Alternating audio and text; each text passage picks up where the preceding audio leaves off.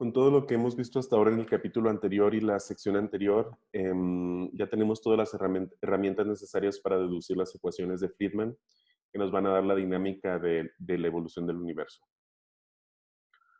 En primer término, recordemos que las ecuaciones de campo de la relatividad general se pueden escribir de esta forma, como lo vimos en el capítulo anterior. Y en esta ecuación, R mu nu es el tensor de Ricci, recordemos, que nos da la curvatura local o de una región del espacio-tiempo. G mu nu en la relatividad general básicamente nos dice toda la estructura geométrica del espacio-tiempo. R es el escalar de Ricci que nos da, que básicamente es la contracción del tensor de Ricci y es una cierta medida de curvatura también. Lambda es la constante cosmológica de Einstein. G mu nu, desde luego, es la métrica. T mu nu es el tensor de energía-momento que nos dice la configuración de materia y energía de una región del espacio-tiempo. Bueno, G es la constante de la gravitación universal de Newton. C es la velocidad de la luz. Lo primero que vamos a hacer es escribir de modo ligeramente distinto esta ecuación para simplificar, para propósitos de simplicidad. Y lo vamos a hacer primero contrayendo la ecuación con la métrica inversa, digamos, con la métrica con índices contravariantes. Y al hacerlo nos va a quedar esta forma escalar, digamos, de las ecuaciones de campo. De nuevo tenemos aquí el escalar de Ricci, la constante cosmológica y una especie de escalar de energía-momento que resulta de contraer el tensor de energía-momento. Ahora, si sustituimos el valor si despejamos de aquí el escalar de Ricci y lo sustituimos en esta otra ecuación, vamos a poder escribir las ecuaciones de campo de esta forma, donde ahora la dependencia escalar, digamos, se va a la derecha de la ecuación y ahora queda aquí en términos del escalar de energía-momento en vez de en términos del escalar de Ricci. Y la razón para hacer eso es que en un universo isotrópico y homogéneo, como sabemos que es el nuestro a escalas lo bastante grandes y de acuerdo con el principio cosmológico, el tensor de energía-momento se puede escribir de un modo especialmente sencillo. Va a ser una expresión de un fluido ideal uniforme que se puede escribir de esta forma, donde ρ nos va a dar esencialmente la densidad de energía. Recordemos que ρ c cuadrada es la densidad de energía, P es la presión interna, U es la cuadrivelocidad y el vector de cuadrivelocidad, digamos. y, y bueno, G es la métrica, como habíamos dicho antes. Y esto se simplifica aún más porque en el caso específico de nuestro universo, de un universo que siga el principio cosmológico, la cuadrivelocidad solo tiene la componente temporal. Las componentes espaciales son idénticas a cero. Y esto lo podemos entender dado que, recordemos de las secciones anteriores, que las velocidades peculiares están por encima, se agregan por encima de la velocidad de expansión general del universo. Entonces, básicamente lo que estamos diciendo es que el movimiento o la velocidad debida a la expansión propia del universo o la expansión, digamos, del background, del subyacente, está dominada por la evolución en el tiempo, esencialmente, la evolución con el tiempo cósmico. Y todas las velocidades locales son velocidades peculiares que se consideran de modo independiente. De otra forma, el universo dejaría de ser isotrópico y homogéneo. Al mismo tiempo, recordemos de secciones anteriores que tanto la densidad como la presión son funciones solo del tiempo cósmico, son funciones monotónicas del tiempo cósmico. Y bueno, en este caso entonces el tensor de energía-momento se puede escribir de esta forma simplificada, en el que nos queda de una forma completamente diagonalizada, con la componente temporal siendo esencialmente la densidad de energía, y las componentes espaciales son el negativo de la presión, por la asignatura esencialmente de la métrica. Y el escalar de energía-momento queda escrito de esta forma también muy simple, que es la densidad de energía menos 3 veces la presión. Entonces ya tenemos dos de los elementos que necesitamos para resolver las ecuaciones de campo que vamos a sustituir en esta parte de aquí. Además tenemos la métrica. Recordemos que nuestra métrica va a ser la métrica de Friedman-Robertson-Walker. Y recordemos que en esta métrica, que es maximalmente simétrica en su sección espacial, la evolución va a estar dada esencialmente por la evolución del factor de escala y va a depender también de la asignatura de la curvatura. Pero esencialmente van a ser esos los dos parámetros fundamentales que van a gobernar, digamos, esta métrica. Todo lo demás, recordemos, son coordenadas comóviles que se van a escalar con el valor del factor de escala. Y por lo tanto, la solución al tensor de Ricci va a quedar en términos del factor de escala. Como seguramente ya lo vieron en las notas que dejé para la deducción de las ecuaciones de Friedman. Entonces no voy a detenerme en todos los detalles de la deducción. Eso está en las notas extras que están en la carpeta de la clase. Pero voy a decir esencialmente que la parte temporal, ya cuando sustituimos todo, tanto el tensor de energía-momento como su escalar y solucionamos para el tensor de Ricci en términos del factor de escala, nos va a quedar la parte temporal de las ecuaciones de campo van a quedar de esta forma y la parte espacial de las ecuaciones de campo van a quedar de esta forma. Ahora es claro que podemos sustituir este término aquí y simplificar a una sola ecuación o a un solo conjunto de ecuaciones que van a ser estos de aquí. Estos se le conocen también como ecuaciones de Friedman. Y son esencialmente la solución a la evolución dinámica del universo. Aquí, como vemos, tenemos todo en términos del factor de escala, que como decíamos de la métrica de Friedman-Robertson-Walker es lo único que evoluciona realmente en términos del tiempo cósmico. Tenemos todo en términos de la densidad de energía, la curvatura, la asignatura de la curvatura, que recordemos que puede ser más, menos, más 1, menos 1 o 0. Y bueno, la constante cosmológica que queda escrita de esta forma.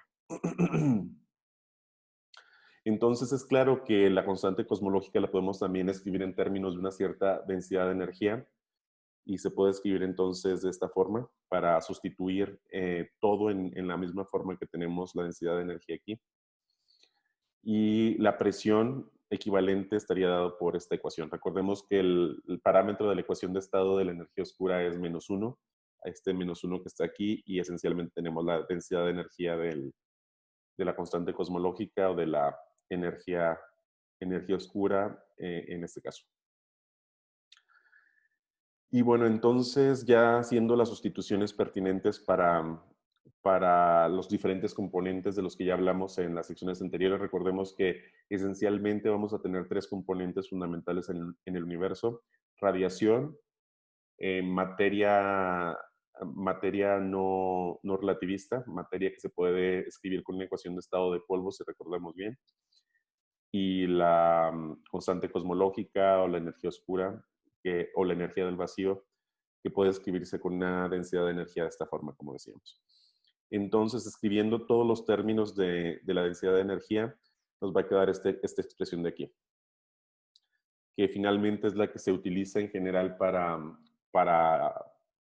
evaluar la expansión del universo, la dinámica del universo en general. Entonces recordemos que A' sobre A, o la derivada del factor de escala sobre el factor de escala, es esencialmente el parámetro de Hubble. Y aquí tenemos la evolución de cada uno de los términos de densidad de energía con el factor de escala. Tenemos por un lado la densidad de energía de la materia, que recordemos de secciones anteriores que evoluciona como A a la menos 3. Aquí A0 es el factor de escala en el presente. Todo lo que tiene índice sub 0 es en el presente. Entonces, la densidad de materia sub 0 es la densidad de materia en el presente. Y A sub 0 es el factor de escala en el presente. La densidad de radiación, recordemos que evoluciona como A a la menos 4. Y por eso tenemos aquí A sub 0, que es dividido por A la cuarta. Y bueno, tenemos la densidad del vacío, de energía del vacío de la constante cosmológica, que recordemos que no evoluciona con el factor de escala, permanece constante. Y bueno, nos queda este término extra en términos de la asignatura de la curvatura. Recordemos que observacionalmente hemos visto que en general K vale 0 para nuestro universo, o que es prácticamente 0. Entonces, en general, este término se va a ir a 0 cuando estemos hablando en general, de la cosmología, del modelo estándar de la cosmología. Y solo vamos a tener que resolver esta ecuación. Entonces, todo lo que vamos a ver en general es que la solución a esta ecuación es la que nos dice la dinámica entera del universo en general. Y todo el resto de la clase, si se quiere, vamos a estar viendo soluciones a esta ecuación y las diferentes implicaciones que tienen esas soluciones. Y la otra cosa que hay que recordar es que todo esto está escrito en términos del escalar del factor de escala, pero se puede escribir también en términos del redshift. Y eso es lo que vamos a ver también un poco más adelante. Pero hasta aquí ya tenemos entonces una definición clara de las ecuaciones de Friedman, que vemos que resultan muy simples que son una solución muy simple a las ecuaciones de campo de la relatividad general. Y esto se debe esencialmente al principio cosmológico, al hecho de que el universo sea isotrópico y homogéneo. Eso nos da una solución extremadamente simple, basada en la métrica, obviamente, de Friedman-Robertson-Walker, pero además en un tensor de energía-momento que es especialmente simple para el caso en cuestión. Como acabamos de ver, para poder solucionar las ecuaciones de Friedman necesitamos conocer los valores de la densidad de energía para las diferentes componentes del universo en el momento presente y el signo de la curvatura, la asignatura de la curvatura. Vamos a comenzar con la densidad de energía en materia. Recordemos que esencialmente tenemos tres componentes fundamentales: materia, radiación y la constante cosmológica o energía oscura. Y la densidad de materia va a estar formada esencialmente por la materia oscura y la materia bariónica. La mayor parte va a ser materia oscura y una pequeña fracción va a ser materia bariónica. La densidad de materia le estamos incluyendo un subíndice 0 que indica que estamos tomándola en el momento presente. Y eso va a ser en todos los casos. Siempre que pongamos un índice sub 0 va a ser la densidad o el parámetro en el momento actual. Bueno, en fin, la densidad de materia la podemos escribir también de esta forma, en términos de la densidad crítica. La densidad crítica fue definida originalmente como aquella densidad que hace que la curvatura sea idénticamente 0 o que el universo fuese plano espacialmente. Y omega m es el parámetro de la densidad de materia.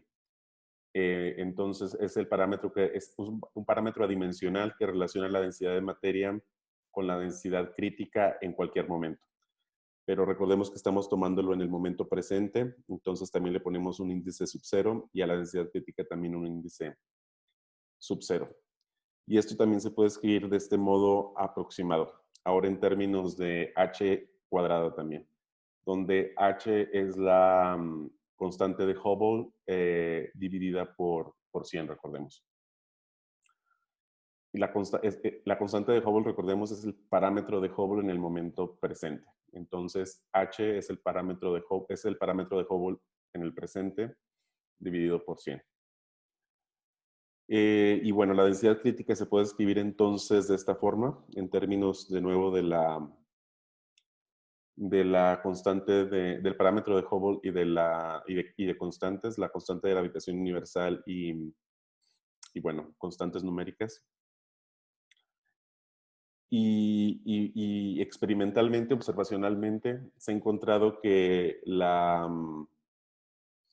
el valor de estos dos parámetros, omega m y h, son lo que tenemos aquí aproximadamente. Hay varios valores. Recordemos que ahora mismo hay una controversia sobre el valor real de la constante de Hubble. Recordemos que el valor más reciente de Planck da un h de 0.68 aproximadamente, y las medidas del universo local, por ejemplo, con supernovas y cefeidas, da un valor de H de 0.73 o 0.75 de ese orden. Y también el error en el parámetro ha disminuido considerablemente en tiempos recientes. La medida de Planck, sin ir más lejos, tiene un error de menos de 0.01 para este parámetro. Y las medidas de supernovas andan en el orden de 0.01. Y el valor de omega mater tampoco es, de omega m, tampoco es necesariamente 0.27 como está aquí. Hay varias determinaciones, pero digamos que está en un rango de alrededor de 0.3 también. Y esto depende también cómo se haya medido. Pero estos son parámetros indicativos, digamos. Solo para recordar que no son los parámetros definitivos y que hay toda una gran parte de la investigación que se está concentrando en encontrar cuánto valen esos parámetros. Para el caso de la radiación, si se quiere, tenemos medidas más directas o precisas, en cierto modo. La radiación esencialmente está dominada por dos componentes fundamentales: el fondo de radiación de microondas y los neutrinos. Los neutrinos, en realidad sabemos que tienen una masa muy pequeña, pero siguen siendo, en general, las podemos aproximar como partículas de masa cero, y en general son altamente relativistas, así que las consideramos dentro de los términos de radiación. Y para el caso de la densidad de energía de los fotones del fondo de radiación de microondas, podemos tomar su temperatura, que está medida con gran precisión en 2.73 Kelvin. Y de ahí podemos deducir su densidad de energía a partir de la constante de Stefan Boltzmann directamente. Y por lo tanto nos da un valor bastante bien conocido en el tiempo presente, este valor. Ahora, también lo podemos escribir en términos de un cierto parámetro omega gamma, que es el parámetro de densidad en términos de nuevo dividido por la densidad crítica para los fotones. Y se puede escribir entonces de esta forma. De nuevo, vemos que aquí aparece de nuevo la dependencia con el valor de la constante de Hubble. Y eso viene, de hecho, por la definición de densidad crítica. Ahora bien, en el caso de los neutrinos, sabemos que su temperatura se puede escribir de esta forma, como 4/11 a la 1/3 de la temperatura de los fotones. Y la densidad de energía de los neutrinos se puede escribir de esta forma en términos de la densidad de energía de los fotones.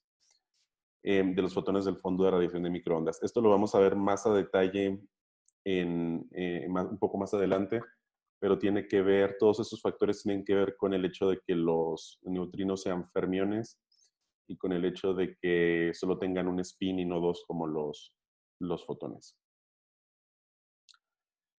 Bueno, al final, combinando estos dos términos, tanto el término de temperatura el término de densidad de fotones del fondo de radiación de microondas y la densidad de los neutrinos, nos va a dar este valor para la radiación en el momento presente, la densidad de energía en radiación en el momento presente, o expresado en términos del parámetro dimensional de radiación, de densidad de energía de radiación, nos queda de nuevo de esta forma en términos también de la constante de Hubble en el presente.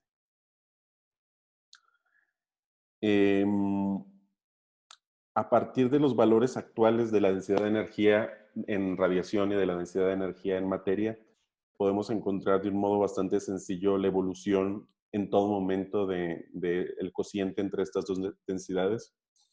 Este es el cociente de la densidad de energía en materia y radiación en todo momento en el tiempo. Básicamente lo que hacemos es dividir los valores presentes y nos va a quedar que la evolución va a estar dada en términos del inverso de 1 más z. Esto es debido a que recordemos que la materia evoluciona con el factor de escala a la -3 o con 1 más z al cubo, y la densidad de radiación evoluciona con el factor de escala a la -4 o 1 más z a la cuarta, debido a la relación entre el factor de escala y el redshift. Entonces nos queda al final que la evolución del cociente debe ser con 1 más el redshift a la -1. Y con esto podemos encontrar también el momento de equipartición de energía entre radiación y materia. El momento en que la densidad de energía en radiación es igual a la densidad de energía en materia, o el redshift de equivalencia de la energía de radiación a la energía de materia, simplemente utilizando esta ecuación de evolución. Y esto nos queda de la siguiente forma.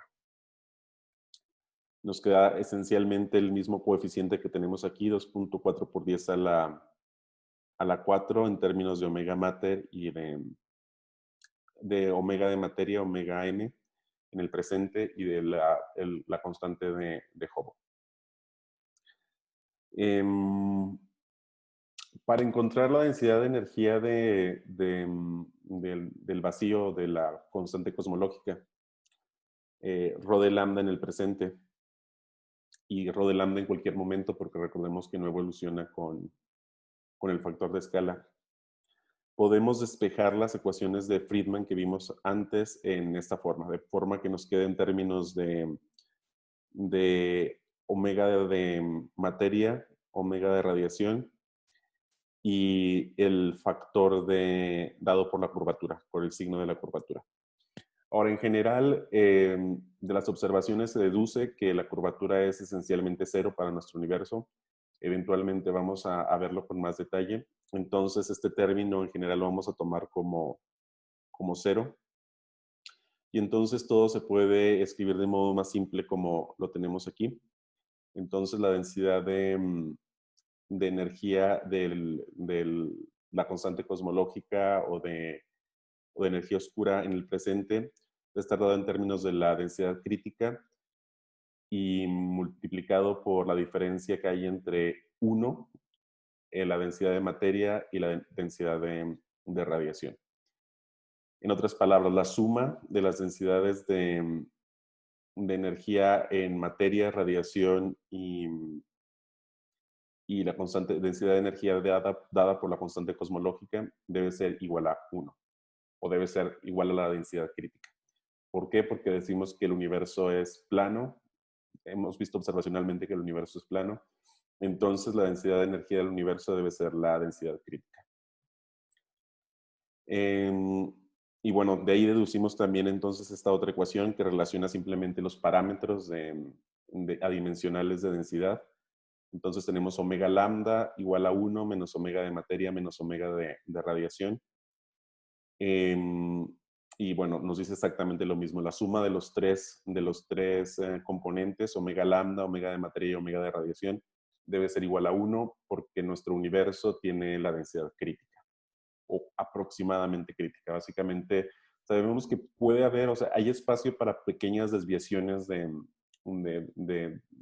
planitud, digamos, que el universo podría ser ligeramente no plano según alguna evidencia que tenemos hasta el presente, pero básicamente todas las observaciones son consistentes con que sea plano con un grado de precisión importante. Por lo tanto, en general podemos asumir un modelo eh, en el que la curvatura sea 0, esencialmente. Y en ese caso se cumple siempre esta ecuación, se cumple en el presente y se cumple en cualquier momento la relación entre los tres componentes que dominan la evolución del universo.